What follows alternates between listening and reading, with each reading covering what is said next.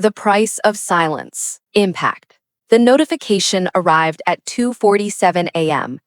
Venmo request. $850. Mom's birthday party venue deposit. Thanks, sis. Sarah stared at the glowing screen in the darkness of her bedroom, her thumb hovering over the payment button. She'd been asleep, deep, dreamless sleep, the kind she rarely got anymore. But her phone was always on, always within reach, always ready to ping with another request, another need, another unspoken demand wrapped in exclamation points and heart emojis. She approved the payment. Of course she did. That's what Sarah did, what she'd always done. The money left her account with a soft whoosh, a sound she'd heard so many times it had become the soundtrack of her life. $850. Gone in a tap. No please, no actual invitation, just the assumption that she would pay, that she would always pay, that her bank account existed as an extension of their wants. She set the phone face down on the nightstand and tried to find sleep again. But her mind was awake now, doing the math it always did in these moments. The venue deposit, plus the catering her sister had mentioned last week, plus the flowers her mother had already ordered, plus the custom cake from that expensive bakery downtown. $4,000 probably, maybe $5,000, for a party she wouldn't attend. Not because she wasn't invited, though the formal invitation would never come, just like it never came, but because she'd be working. She was always working to pay for parties she'd never attend, for celebrations of people who'd never celebrate her, for a family that had learned to love what she provided without ever learning to love her. Sarah turned onto her side, pulling the covers tighter, and felt something crack inside her chest. Not break, not yet, just a hairline fracture in the careful structure she'd built around herself. The structure that said this was normal, that this was love, that family took care of family, even when the taking only went one direction. In the morning, she'd wake up and pretend she'd slept well. She'd go to her corner office with the view of the city and make decisions that moved millions of dollars. She'd lead meetings where people hung on her every word. She'd be Sarah Mitchell, Vice President of Strategic Development, the woman who'd built a career from nothing, who'd clawed her way up through sheer competence and relentless drive. But tonight, at 2:47 a.m., with another $850 evaporating into the ether of family obligation, she was just Sarah, the ATM, the safety net, the solution to every problem that could be solved with money. And nobody had even said goodnight. Truth. The first memory was specific. Her 12th birthday, a Tuesday in October. Sarah's mother had forgotten. Not maliciously, Rose Mitchell wasn't cruel, just preoccupied. Preoccupied with Sarah's younger sister Emma, who had a dance recital that weekend. Preoccupied with Sarah's brother Jake, who was failing algebra and needed tutoring. Preoccupied with Sarah's father, who'd lost another job and was drinking more than he should. Sarah had walked herself to school that morning, bought herself lunch with the $5 she'd earned helping the neighbor with yard work, and walked herself home to an empty house. There was a note on the counter. Took Emma to rehearsal. Leftovers in fridge. Dash. Mom. No cake, no song, no acknowledgement that 12 years ago, Rose had brought a daughter into the world who would spend her entire life being convenient. That evening, when her mother finally remembered, at 9 p.m. when Emma's rehearsal was done and Jake's tutoring session was over, Rose had cried. "Oh, honey, I'm so sorry. This week has been so crazy. We'll celebrate this weekend, I promise." They didn't. That weekend, Emma's recital took precedence. Sarah wore her church dress and sat in the audience and clapped until her hands hurt. And when it was over, they went out for ice cream to celebrate Emma's performance. Sarah ordered chocolate. Nobody sang. That was the pattern. Not every time, not dramatically, but consistently enough that it became her normal. Emma's needs were immediate. Dance, drama, friends, feelings. Jake's needs were urgent. Tutoring, trouble, money, more money. Their father's needs were silent but constant. Rent, booze, the next job that never quite materialized. And Sarah? Sarah's needs were invisible because Sarah didn't create problems. She solved them. By 16, she had 2 jobs, weekends at the library and evenings at the grocery store. She told her parents it was for college savings, and it was. But it was also because Jake needed new basketball shoes and Irma wanted to go to drama camp, and their father's unemployment had run out. She'd hand over $200 in carefully folded 20s, and her mother would hug her and say, "You're such a good girl, Sarah, so responsible." Responsible, the word that meant we need you to be the adult so we don't have to be. College was a scholarship, 2 jobs, and a studio apartment the size of a closet. She visited home on holidays and brought gifts she couldn't afford. Her mother would exclaim over them. Emma would barely look up from her phone. Jake would grunt thanks, and her father would be in his chair, remote in hand, watching whatever game was on. After graduation, Sarah got the job, the good one, the one that paid real money, the one that came with a salary that seemed impossible until she saw how quickly it disappeared into the gravitational pull of her family's needs. Just until we get back on our feet, her mother would say. Just until Emma finishes college. Just until Jake gets settled. Just until your father gets his benefits sorted out. Just until. Always just until. Except until never came. The payments became automatic. Rent for her parents, insurance, groceries. $600 on average, sometimes more. Jake's expenses, anywhere from $500 to $2,000 monthly, depending on what crisis he was currently experiencing. Emma's calls for help, less frequent but larger. $5,000 for the honeymoon, $3,000 for furniture, $1,800 for a medical bill her insurance didn't cover. Especially the wedding. Emma's wedding cost $63,000. Sarah knew because she'd paid for $41,000 of it. The venue, the photographer, the open bar, the honeymoon. Emma had cried when Sarah offered. Actually cried, tears of joy streaming down her face, and said, "You're the best sister in the entire world." Sarah had been invited to that one. She'd even been in the wedding party, standing in a lavender dress she'd bought herself, holding a bouquet of peonies, watching Emma marry a man who worked in marketing and talked too loud at parties. During the reception, Emma's maid of honor gave a toast about sisterhood and love and family. She never mentioned money, never mentioned sacrifice, never mentioned Sarah, really. Sarah drank champagne from a glass that cost $8 and wondered what it felt like to be celebrated. Recognition. The second notification came during a budget meeting. Sarah's phone buzzed against the mahogany conference table, the screen lighting up with another Venmo request. She was mid-sentence, explaining quarterly projections to a room full of executives. And she faltered. Just for a second. Just long enough for Tom Reynolds, the CFO, to notice. Request. $1,200. Jake's car broke down again. Need it for work. She recovered, finished her sentence, continued the presentation. But later, in her office, she stared at the request. Jake's car had broken down again. For the 5th time in 2 years. The same car she'd helped him buy.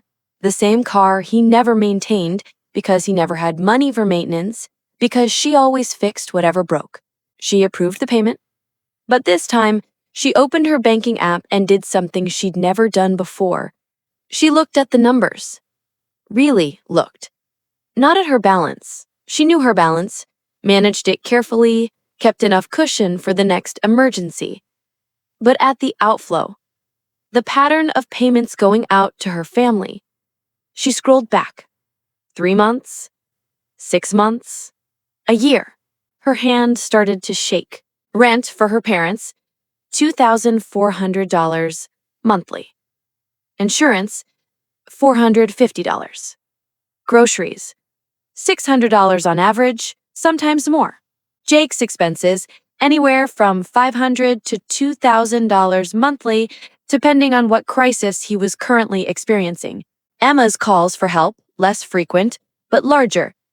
$5,000 for the honeymoon, $3,000 for furniture, $1,800 for a medical bill her insurance didn't cover. Sarah opened her laptop and built a spreadsheet. She was good at spreadsheets.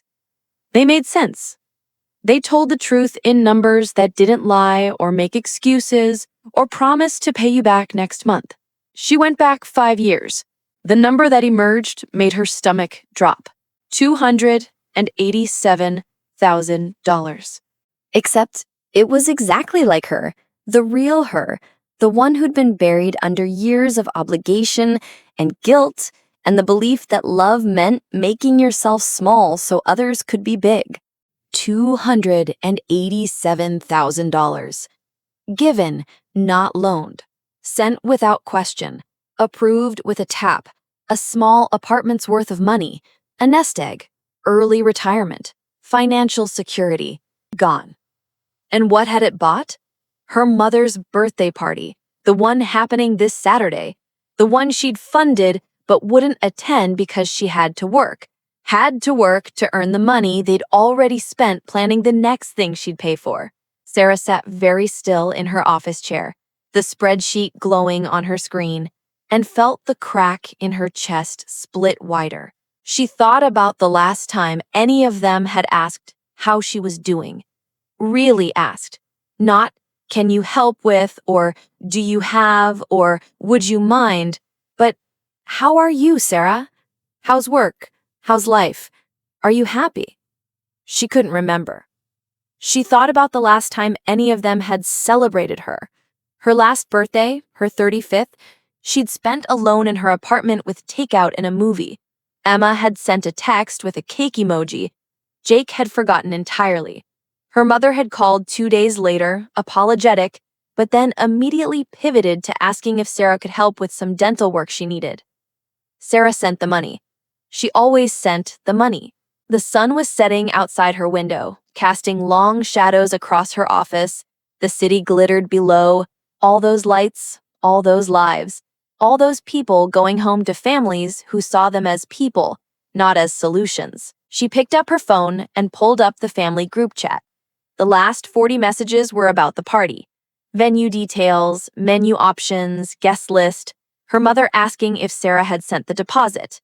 Emma confirming the flowers, Jake saying he'd handle music. Not one message directed at her. Not one question about whether she wanted this party to happen, whether she'd be there, whether she cared at all about the things she was funding. She wasn't a person to them. She was a resource, a renewable one apparently, because they kept coming back, kept asking, kept taking, and she kept giving. The old Sarah, the Sarah from yesterday, from an hour ago, would have told herself this was love. Complicated, imperfect, but love. Family took care of family. But the Sarah staring at $287,000 in exported family expenses couldn't make herself believe that anymore. This wasn't love. This was exploitation dressed up in birthday cakes and holiday traditions, and the word family wielded like a weapon to keep her compliant. She closed her laptop. For the first time in 15 years, she didn't answer the group chat. Consequences. The silence started small. Sarah didn't announce it, didn't send a message explaining her decision, didn't confront or accuse or demand acknowledgement. She simply stopped. Stopped responding immediately. Stopped automatic payments. Stopped saying yes without thinking. When the next Venmo request came, caterer deposit, $2,100, need by Friday, she read it, and then she set her phone down and went back to work. Friday came. The request sat there pending, unanswered, a small red notification bubble that she ignored. Then came the text from Emma. Hey, did you see my request? Need to confirm the caterer by EOD. Sarah saw it, didn't respond. Then her mother. Honey, Emma's worried about the caterer. Can you send that payment? Sarah turned off her notifications. By Friday evening, her phone was buzzing constantly. Texts, calls, voicemails, the family group chat exploding with messages. She could see them stacking up unread, a growing column of demands wondering where their ATM had gone. She went to the gym, took a yoga class, came home to 43 messages. The weekend was quieter. I assumed they'd figured it out, found another solution, done what people did when they couldn't just demand someone else's money. But Monday brought a voicemail from her mother, voice tight with stress. Sarah, I really need you to call me back. We had to cancel the caterer. We couldn't make the deposit. I don't understand why you didn't send the money. Emma's really upset. Emma's really upset. Not, are you okay? Not, is something wrong? Just, Emma's upset because the free money didn't materialize on command. Sarah deleted the voicemail. She went to work, had meetings, made decisions, ate lunch at her desk, stayed late reviewing contracts, lived her life the way she'd always lived it, except now there was space in it. Space that used to be filled with anxiety about the next request, the next need, the next crisis she'd be expected to solve. The messages continued, evolved. Her mother's next voicemail was worried. Sarah, please call me back. We're getting concerned. This isn't like you. Jake pulled from a number she didn't recognize. She'd blocked his regular number, along with her mother's and Emma's. She let it go to voicemail.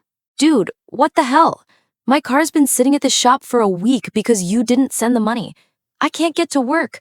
Do you want me to lose my job? The audacity of it, the sheer, breathtaking entitlement, actually made her laugh. A short, bitter sound in her empty apartment. He couldn't get to work without her money? Then maybe he should have thought of that before treating her like a bank instead of a sister. She blocked that number too. By the second week, the messages changed tone.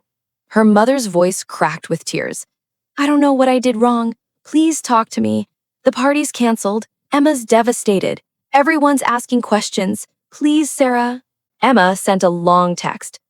I don't understand what's happening. Did I do something? Are you mad at me? This isn't fair. Mom was so excited about this party. You're ruining everything. Ruining everything. By not paying? Sarah read the message 3 times. Felt that crack in her chest split completely open.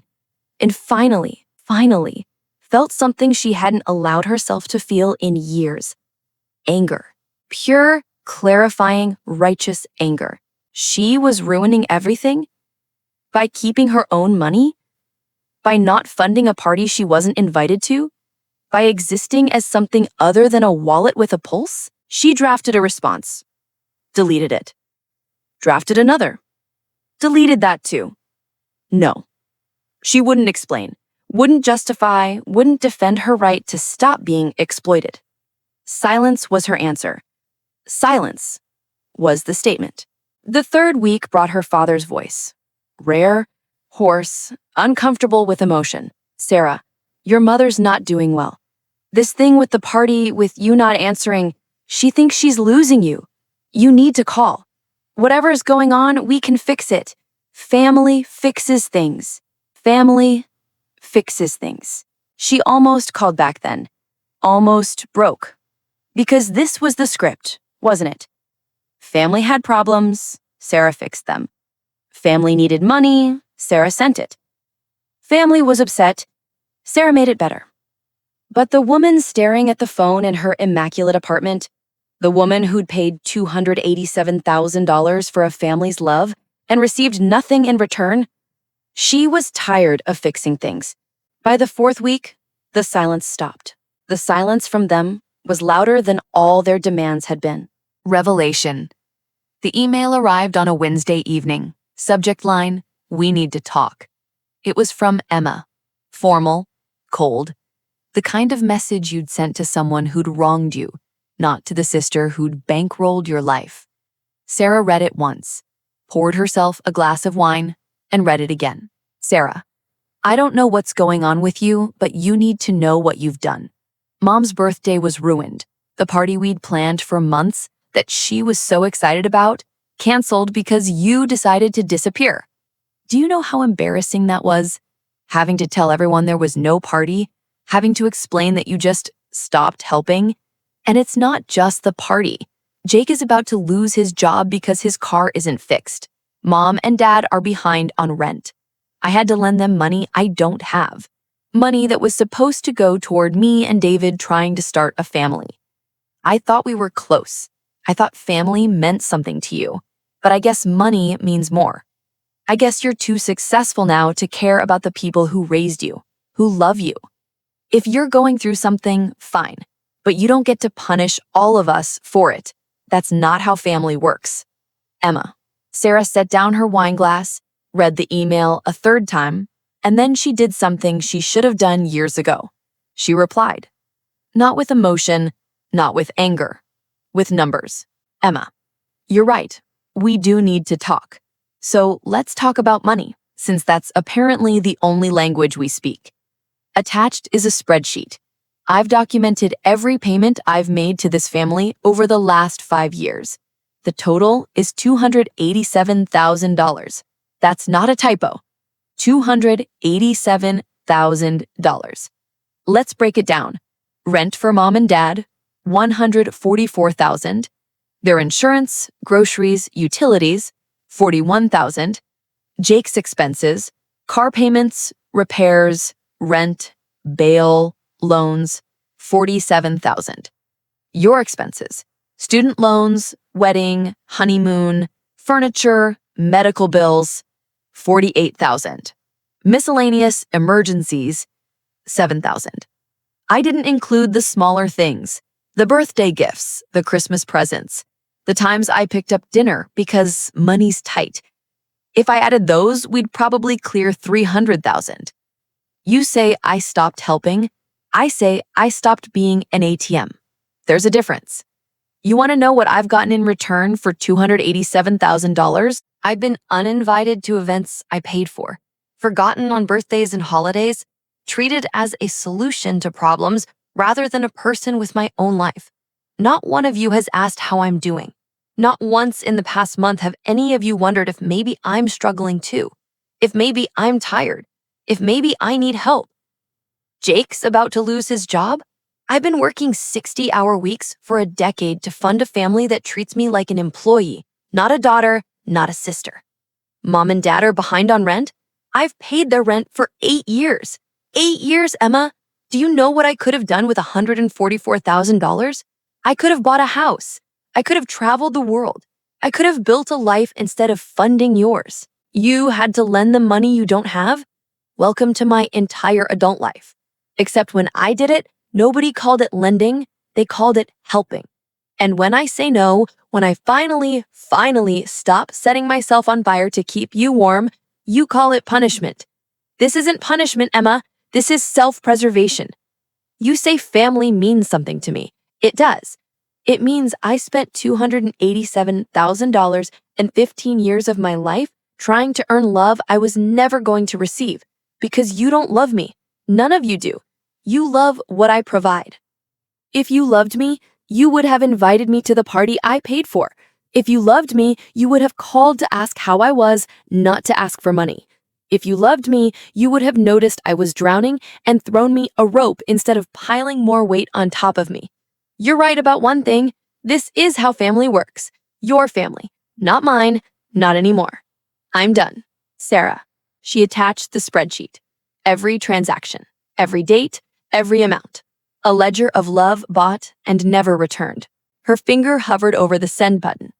This was it. The moment of truth. Once she sent this, there was no going back. They would know she'd been tracking. They would know she'd been hurting. They would know everything. And they would either see her, finally, truly see her, or they would prove her right. Sarah clicked send. Recognition. The second notification came during a budget meeting. Sarah's phone buzzed against the mahogany conference table, the screen lighting up with another Venmo request. She was mid-sentence, explaining quarterly projections to a room full of executives, and she faltered, just for a second, just long enough for Tom Reynolds, the CFO, to notice. Request, $1,200, Jake's car broke down again. Need it for work. She recovered, finished her sentence, continued the presentation. But later, in her office, she stared at the request. Jake's car had broken down again, for the 5th time in 2 years. The same car she'd helped him buy. The same car he never maintained because he never had money for maintenance, because she always fixed whatever broke.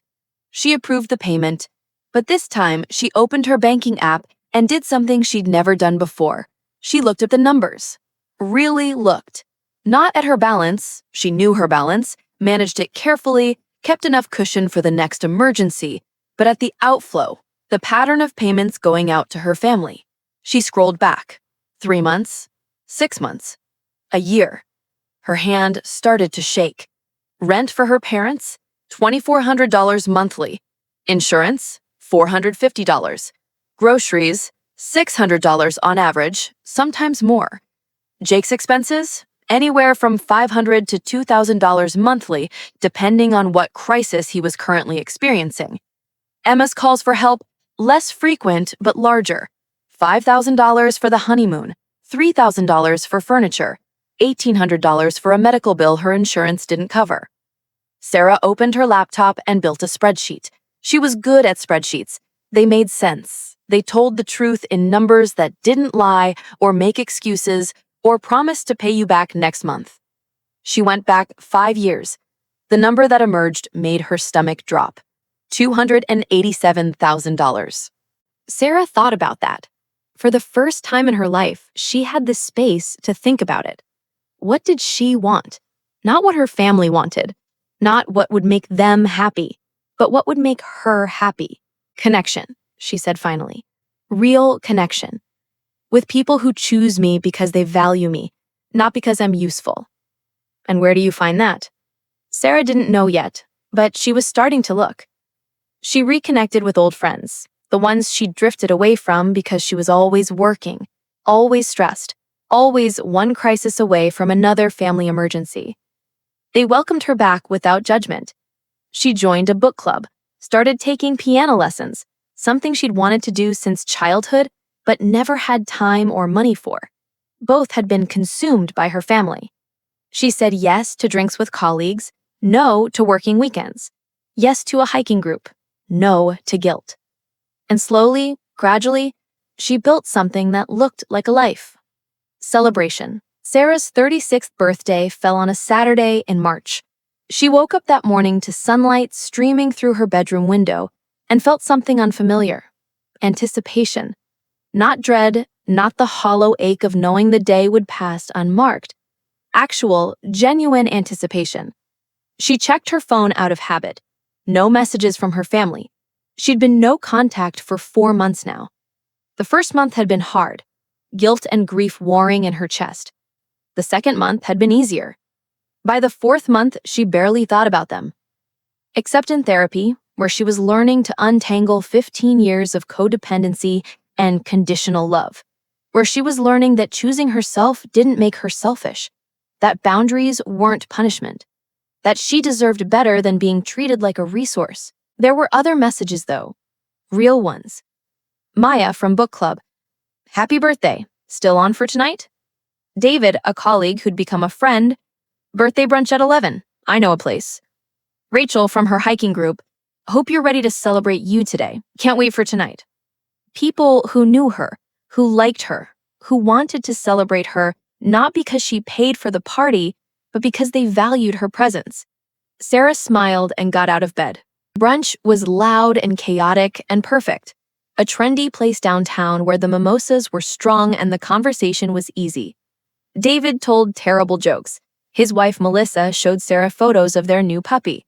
They talked about work, about books, about everything and nothing. And when the check came, David grabbed it. My treat, birthday reels. Sarah didn't fight him, didn't reach for her wallet, didn't feel the familiar anxiety of wondering if this kindness came with strings attached. She just said thank you.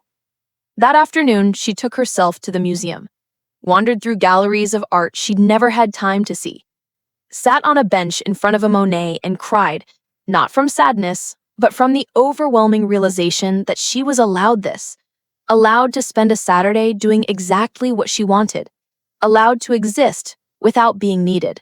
That evening, her apartment filled with people. Maya brought wine, Rachel brought flowers, David and Melissa brought the puppy, despite her building's no pets policy, because every birthday needs a puppy.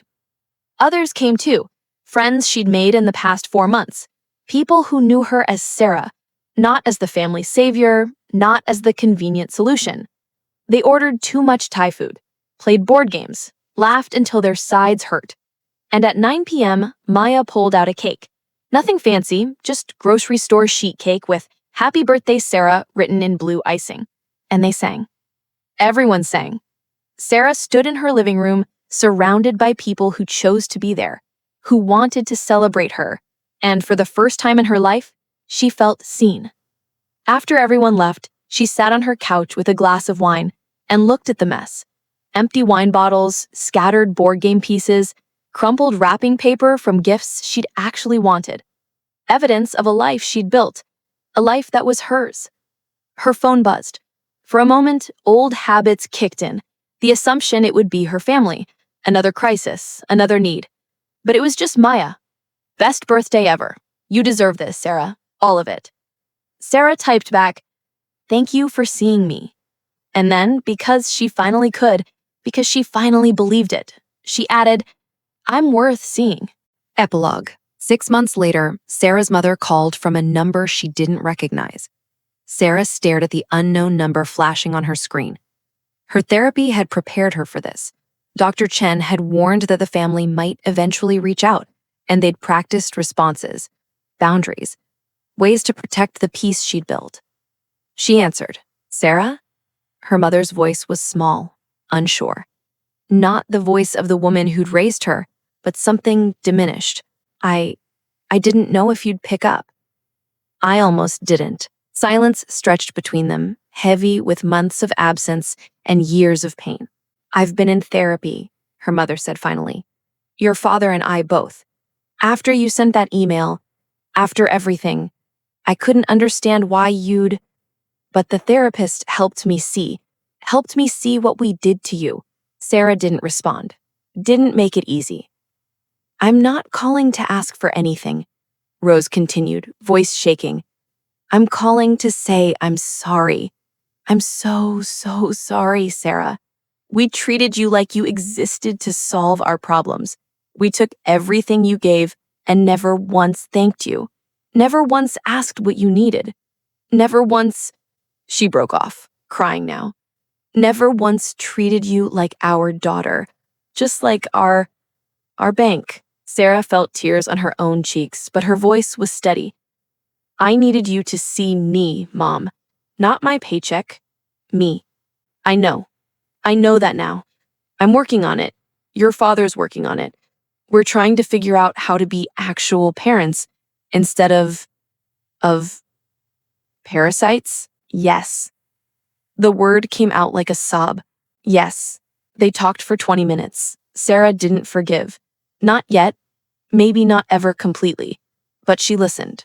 And when her mother asked, tentatively, if maybe they could try again, slowly, with boundaries and therapy and actual effort, Sarah said maybe.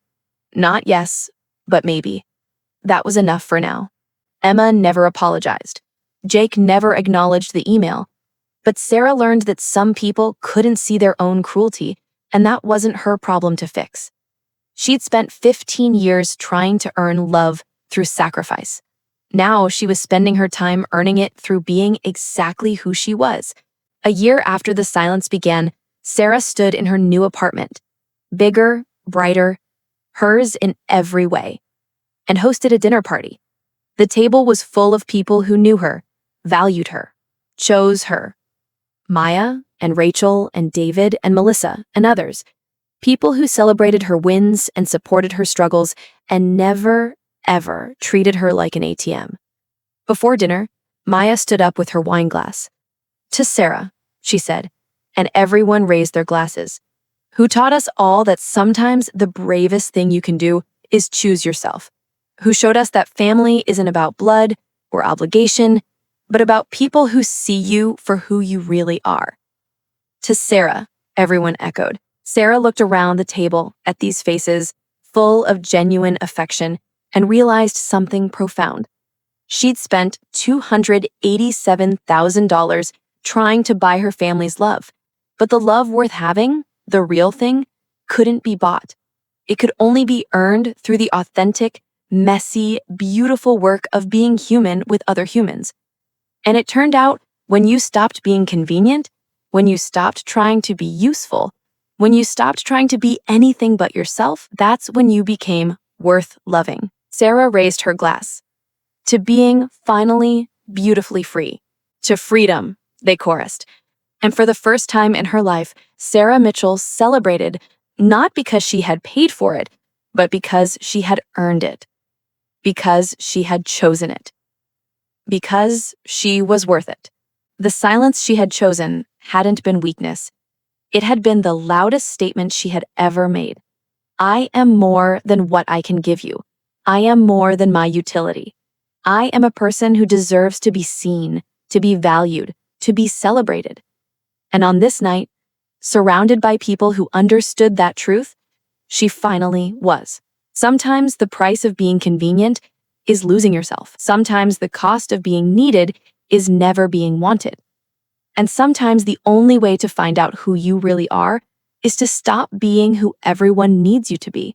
Sarah learned that silence could be stronger than words, that boundaries could be built from the rubble of broken relationships, that the family you choose can be more real than the family you're born into. She learned that you can't set yourself on fire to keep others warm without eventually burning to ash. But most importantly, she learned that the moment you stopped being convenient, the moment you chose yourself, you don't lose your value. You finally find it.